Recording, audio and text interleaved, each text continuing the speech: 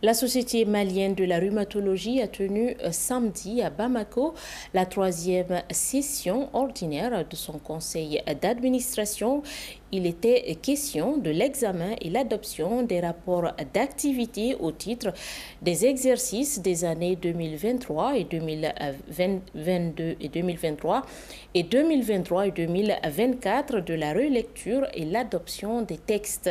Et cette session a également permis à la société de procéder au renouvellement de son bureau exécutif, mais aussi à l'examen du plan d'action pour l'année 2024-2025.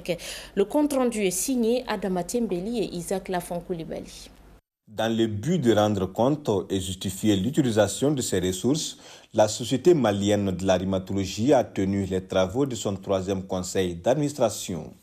Plusieurs points inscrits à l'ordre du jour, notamment l'examen et l'adoption des rapports d'activité et de la situation budgétaire des exercices de l'année 2022-2023 et 2023-2024.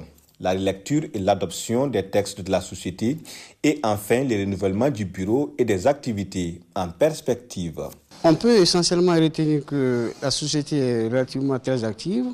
Donc nos activités sont surtout basées sur la sensibilisation, la communication sur les maladies phares de notre spécialité qui sont un peu méconnues, c'est-à-dire la journée de l'arthrose, qui est une maladie handicapante et qui affecte bon nombre de personnes dans la société.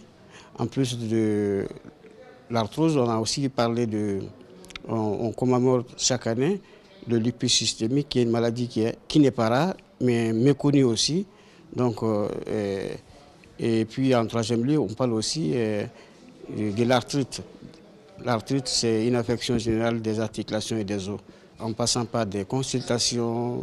Nous faisons ce conseil d'administration pour revenir devant les administrateurs, justifier ce qu'on a pu faire comme engagement qu'on a souscrit, et puis en même temps, quels sont les moyens qui ont été mis à notre disposition et dans quel cadre on les a utilisés et si nous devrons améliorer notre gestion et notre gouvernance. Nous avons des activités extrêmement délocalisées sur le territoire que nous essayons de faire un maillage. Sikasso, Koulikoro, Gao, Tombouctou et bientôt Kaye et puis Mopti.